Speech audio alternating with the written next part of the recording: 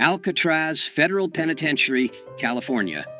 In October 1959, Ellsworth Bumpy Johnson was in his 7th year of a 15-year sentence at Alcatraz Federal Penitentiary, the maximum security prison on an island in San Francisco Bay that housed America's most dangerous criminals. Johnson was 54 years old, serving time for federal narcotics conspiracy, one of approximately 260 inmates confined to The Rock, where escape was considered impossible and where violence simmered constantly beneath the surface of enforced routine and rigid discipline. Johnson had arrived at Alcatraz in June 1953, and by October 1959, he'd established himself as someone to be respected, a former Harlem crime boss who'd controlled millions of dollars in illegal gambling operations, who'd survived decades of gang wars, who carried himself with quiet dignity that commanded respect from other inmates regardless of their race or criminal background. Among black prisoners especially, Johnson was legendary, a man who'd built an empire in Harlem, who'd stood up to Italian mob families, who represented black power and black success in a world dominated by white criminal organizations.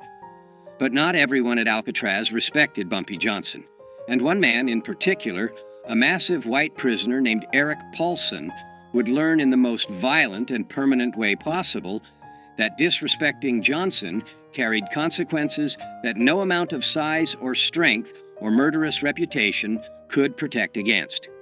According to 17 former Alcatraz inmates who were present during October 1959 and who spoke with Prison Chronicles between 1965 and 1970, what happened in the prison cafeteria on October 23, 1959, became the most legendary act of violence in Alcatraz history. Not because of its brutality — Alcatraz had seen far more brutal attacks — but because of how swiftly it happened, how strategically it was executed, and how completely it ended racist harassment that had been escalating for an entire week. Eric Paulson, 38 years old in October 1959, was exactly the kind of prisoner that Alcatraz was designed to contain: violent, sadistic, racist, and utterly unrepentant about any of it. Paulson stood 6 feet 4 inches tall, weighed approximately 275 pounds of muscle, built through years of prison weightlifting, and had been convicted of 3 separate murders, all of black men, committed during armed robberies in Texas between 1954 and 1956. According to court records and prison files, Paulson had specifically targeted black victims because, in his own words during his trial, killing, racial slur, isn't really murder, it's pest control. He'd shown no remorse during sentencing, had laughed when the judge called him a racist monster, and had promised he'd kill more black people if he ever got out of prison. Alcatraz received Paulson in 1957 after he'd assaulted multiple black prisoners at other federal facilities, making him too dangerous to house in regular prisons. At Alcatraz, Paulson continued his pattern of racist violence and intimidation, but in a more calculated way that avoided the kind of obvious attacks that would land him in solitary confinement indefinitely. Paulson was smart about how he terrorized people, says Marcus Williams, a black inmate who served at Alcatraz from 1958 to 1964 and who witnessed the incident involving Johnson. Williams spoke with Prison Chronicles in 1968. He didn't just attack people openly where guards would see. He'd do little things that humiliated and intimidated, but that weren't technically violent enough to get him thrown in the hole. He'd take food off black prisoners' trays during meals. He'd bump into black prisoners in the shower or in the yard, making it look accidental, but doing it hard enough to hurt. He'd whisper racial slurs when guards weren't close enough to hear.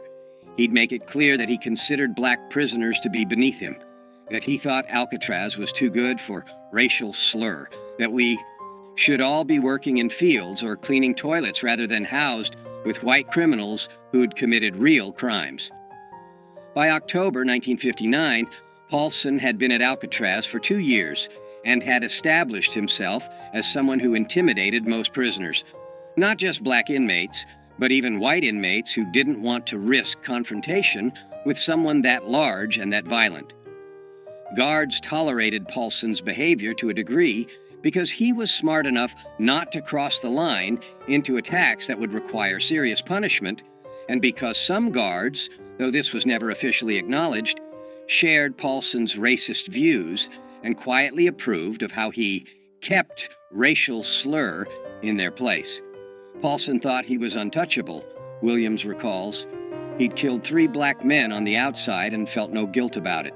He was bigger and stronger than almost anyone at Alcatraz, and he'd been getting away with his intimidation tactics for 2 years without serious consequences. So, when Bumpy Johnson arrived in 1953 and established respect among other prisoners, Paulson saw that as a challenge.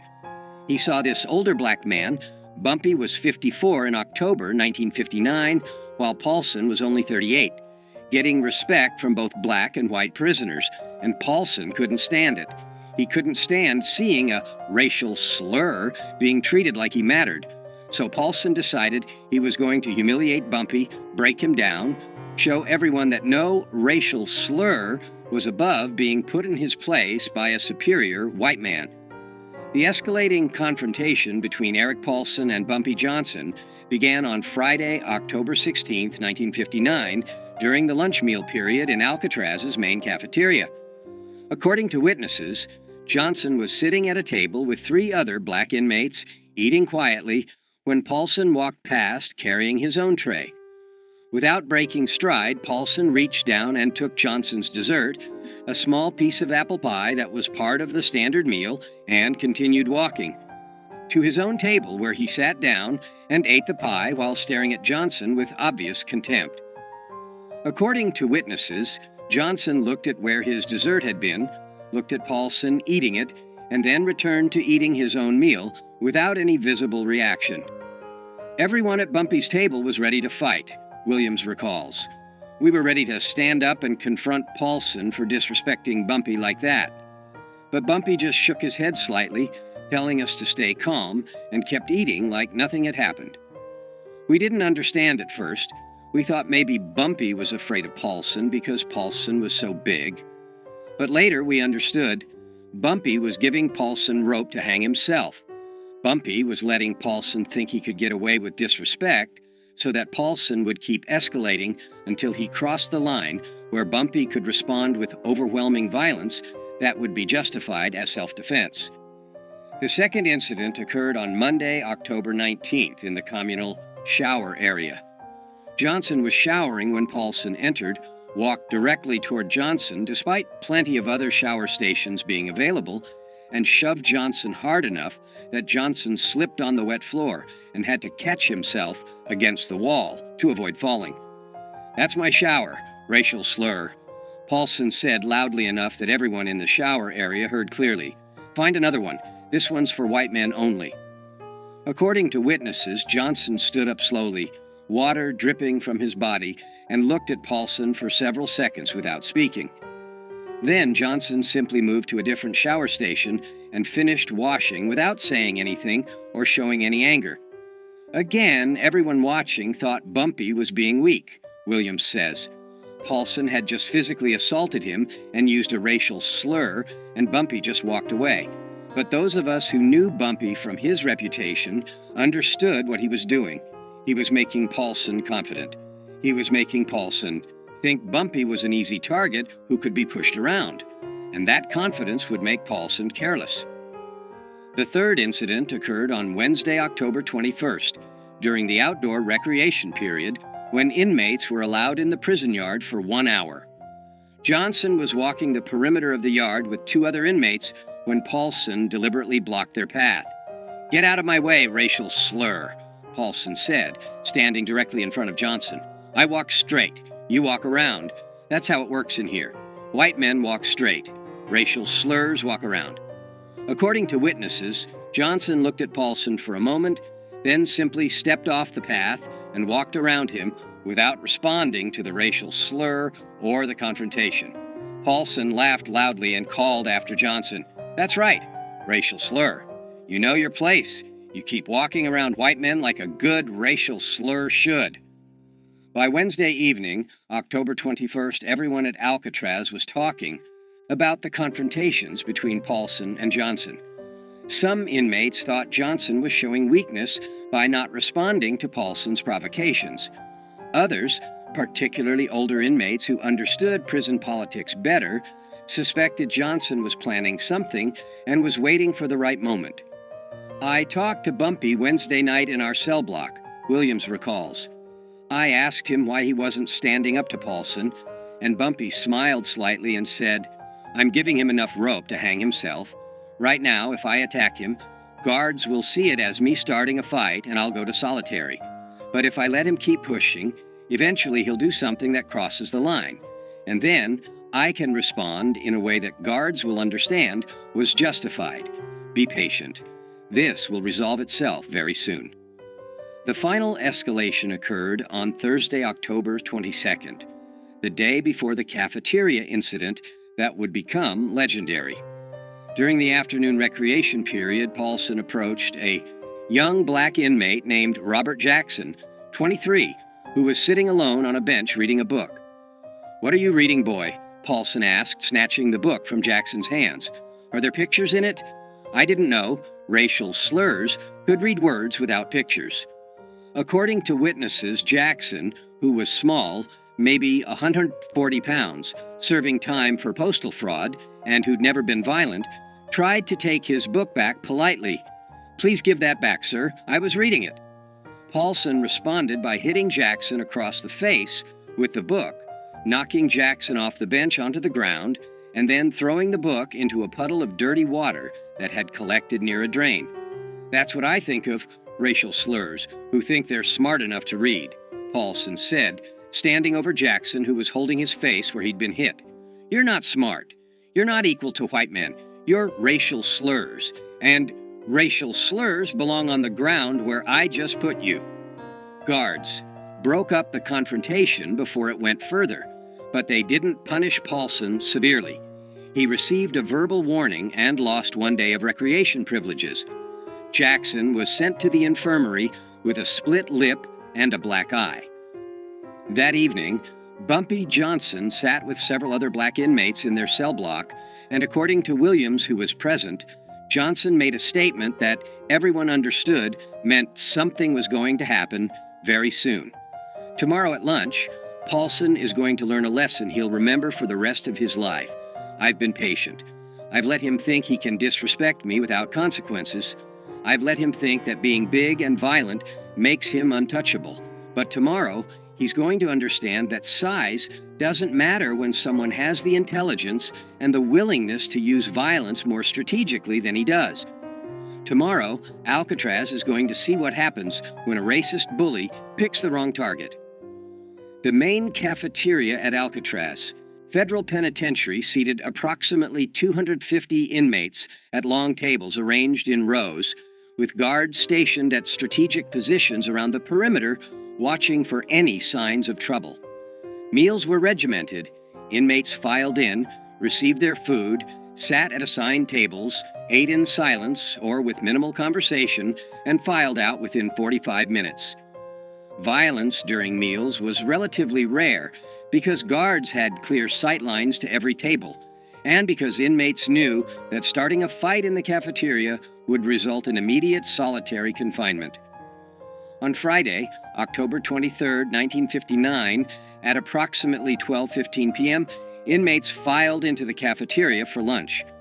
Bumpy Johnson, wearing the standard prison-issue clothing, received his food tray and walked to his assigned table, where he sat with 3 other inmates and began eating quietly. Eric Paulson entered the cafeteria 2 minutes later, received his tray, and instead of going to his own assigned table, walked directly to Johnson's table and sat down in an empty seat across from Johnson, setting his tray down with deliberate force. "Well, well," Paulson said loudly enough that nearby tables could hear. "If it isn't Harlem's racial slur king. Still eating with your racial slur friends, I see. Still thinking you're somebody important instead of just another racial slur who belongs in a cage." According to witnesses, Johnson continued eating without looking up, without acknowledging Paulson's presence or his racial slurs. This non-response seemed to anger Paulson, who wanted a reaction. "You ignoring me, boy?" Paulson said, leaning forward across the table toward Johnson. "You think you're too good to respond when a white man talks to you? Let me explain something. Racial slur. You're not too good for anything. You're a racial slur. That means you're beneath me. That means when I talk to you, you respond respectfully or you face consequences." Paulson then turned his attention to Robert Jackson, the young inmate Paulson had hit with a book the previous day, who was sitting 3 tables away. Jackson's face still showed bruising from where Paulson had struck him. "Hey, racial slur boy," Paulson shouted across the cafeteria at Jackson. "How's your face feeling today? You learn your lesson about reading books you're not smart enough to understand? Maybe I need to come over there and teach you another lesson." Jackson, according to witnesses, looked down at his food, trying to avoid Paulson's attention, clearly terrified. Some of the other black inmates at Jackson's table started to stand up, preparing to defend him if Paulson approached, but guards shouted for everyone to remain seated. And then Bumpy Johnson stood up. According to 17 witnesses who saw what happened next, the entire sequence of events lasted approximately 3 to 4 seconds. Johnson stood up from his seat at the table, and as he stood, his right hand moved to his waist, where his prison shirt was tucked, into his pants. In one smooth motion that was so fast that most witnesses didn't clearly see it happen, Johnson withdrew something from where it had been hidden against his body.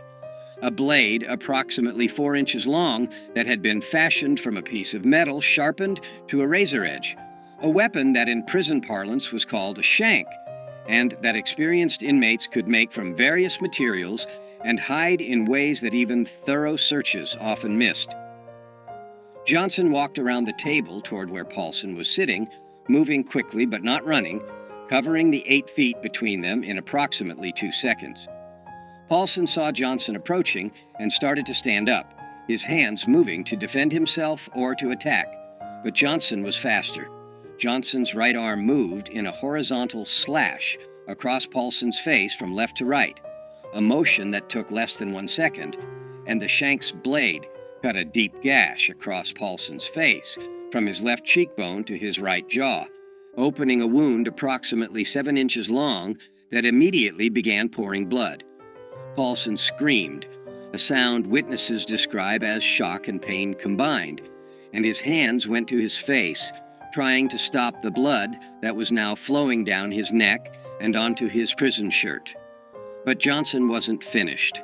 Before guards could react, before Paulson could defend himself, before anyone could intervene, Johnson's arm moved again, this time in an upward diagonal slash from lower right to upper left, and the blade cut another deep gash across Paulson's face, this one crossing the first wound at an angle and catching Paulson's right eye, slicing through the eyelid and into the eye itself.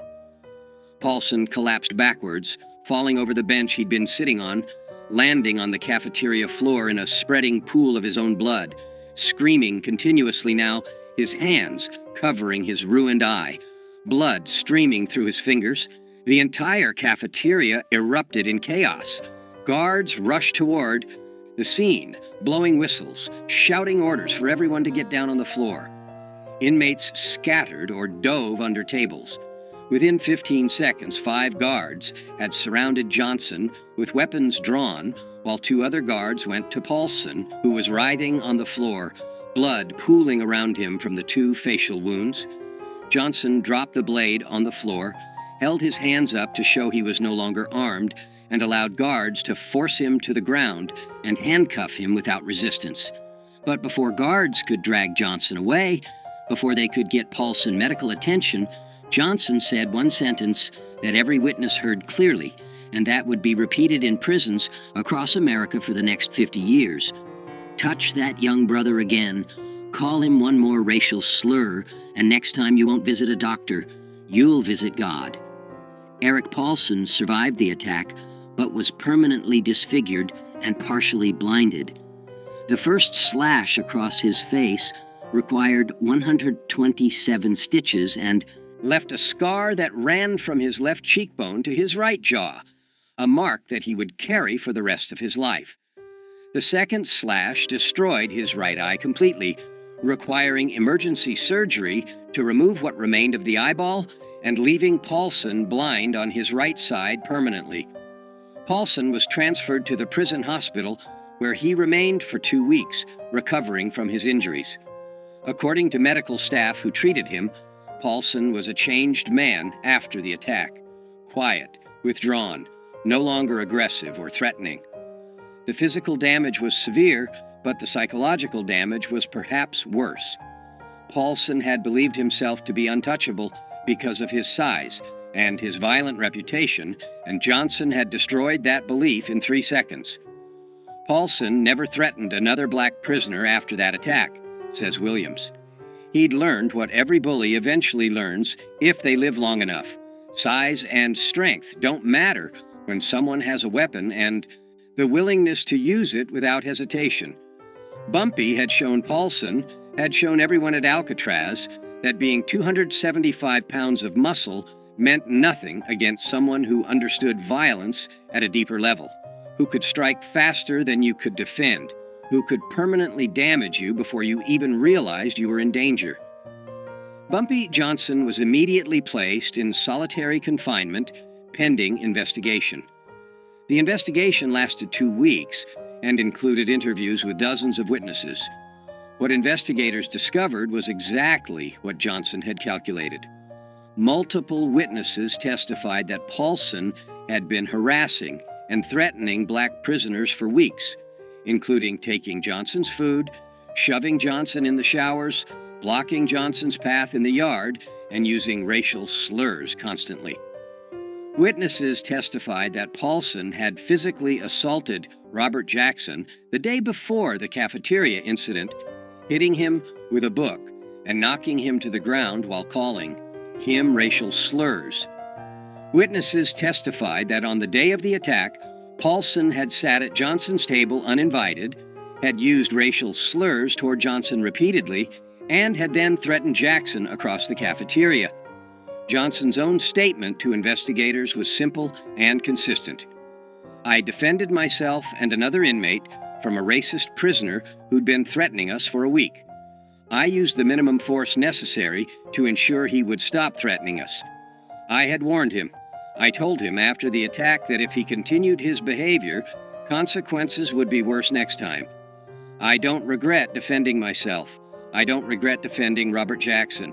I regret that violence was necessary, but it was necessary because guards weren't protecting us from Paulson's harassment." After 2 weeks in solitary confinement, prison officials made a decision that surprised many people. Johnson would receive additional time in solitary, 30 days total, for possession of a weapon and for assault, but he would not face additional years added to his sentence because investigators concluded that Johnson had been provoked by Paulson's sustained harassment and that the attack, while excessive in its violence, was understandable given the circumstances. The prison administration didn't want to admit it publicly, Williams explains, but they knew Paulson had been terrorizing black inmates for years and that guards had done nothing to stop it. They knew Paulson had assaulted Jackson the day before. They knew Paulson was sitting at Bumpy's table using racial slurs and threatening another inmate when Bumpy attacked him. So punishing Bumpy too severely would mean admitting that the prison administration had failed to protect inmates from a known racist bully. Instead, they gave Bumpy 30 days in the hole, enough punishment to satisfy rules against weapons and violence, and then they quietly transferred Paulson to another facility when he recovered, effectively admitting that Paulson was the problem, not Bumpy. What happened in Alcatraz's cafeteria on October 23, 1959 became legendary, not just at Alcatraz, but in federal prisons across America. Inmates transferred from Alcatraz to other facilities carried the story with them. Guards talked about it. Prison officials wrote about it in reports. And the story grew with each retelling until it became a legend that defined Bumpy Johnson's reputation for the rest of his time in prison and for the rest of his life. The legend emphasized several key elements. The strategic patience. Johnson had endured a week of harassment without responding, letting Paulson grow confident and careless, waiting for the moment when response would be justified. The speed and precision. 2 slashes in 3 seconds that permanently disfigured and partially blinded a man before guards could react or before the victim could defend himself. The weapon. No one knew where Johnson had hidden the blade or how he'd smuggled it into the cafeteria. That mystery added to the legend, suggesting Johnson had capabilities and resources that other inmates couldn't match. The message: touch that young brother again, and next time you'll visit God. The statement became famous in prison culture as the perfect threat. Specific, clear, and absolutely believable, coming from someone who just demonstrated the willingness and ability to inflict devastating violence. The age factor. Johnson was 54 years old when he attacked Paulson, while Paulson was 38 and significantly larger physically. The fact that an older, smaller man had destroyed a younger, larger man so quickly and efficiently became part of the legend, proving that intelligence and experience were more valuable than size and strength. The legend of what Bumpy did to Paulson spread through every federal prison in America within a year, says Williams. Inmates in Atlanta and Leavenworth and Marion were talking about it. Black inmates especially saw it as justice. One, of their own, standing up to a racist bully and permanently ending that bullying in a way that guards never could or would. The story became inspiration. If you're being harassed by racists, if you're being threatened by people who think they're untouchable, remember what Bumpy Johnson did at Alcatraz. Be patient, be strategic, and when the moment is right, respond with overwhelming violence that ends the threat permanently. When Johnson was released from solitary confinement, after 30 days, he returned to general population and found that his reputation had changed completely. According to Williams and other inmates, white racist prisoners who'd previously felt comfortable using racial slurs around black inmates now kept their mouths shut when Johnson was present, understanding that crossing him could result in permanent disfigurement. Young black inmates treated Johnson with reverence, seeing him as someone who defended one of them against a racist bully when no one else would. Even guards showed more respect, understanding that Johnson wasn't just another inmate, but someone who could and would use strategic violence when necessary to protect himself and others. After the Paulson incident, nobody messed with Bumpy Johnson at Alcatraz, Williams says. Nobody took his food. Nobody pushed him in the showers.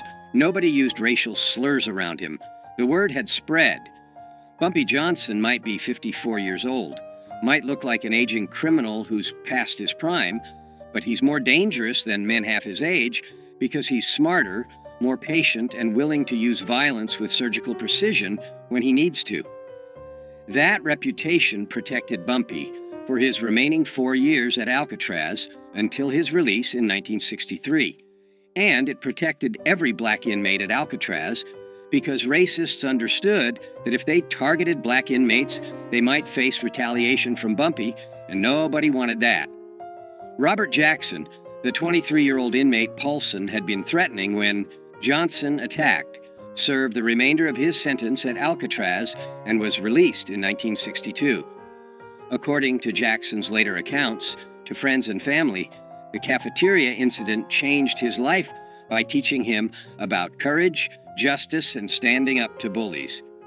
Mr. Johnson saved me that day, Jackson told his family after his release, according to accounts shared with Prison Chronicles. Paulson had been terrorizing me for weeks. I'm small, I'm not violent, I couldn't defend myself against someone that big. I thought I'd have to endure his abuse for my entire sentence. And then Mr. Johnson, who barely knew me, who had no obligation to help me, stood up and permanently ended the threat in 3 seconds. He risked additional prison time to defend me. He used violence on my behalf when I couldn't use it myself.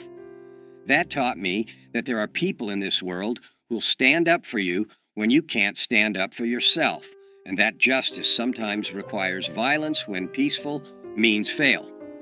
Jackson never saw Johnson again after their respective releases from Alcatraz, but Jackson kept a newspaper clipping about Johnson's 1968 death, and at Jackson's own funeral in 1997, his family found the clipping in Jackson's wallet along with a handwritten note. "He saved me when no one else would. He showed me what courage looks like." RJ, 1962. Eric Paulson was transferred from Alcatraz to USP Leavenworth in Kansas in December 1959, 2 months after the cafeteria attack. According to prison records and accounts from inmates who served with Paulson at Leavenworth, Paulson was a changed man after his encounter with Johnson, physically disfigured with a massive facial scar and blind in one eye, but also psychologically broken by the realization that his size and violence hadn't protected him.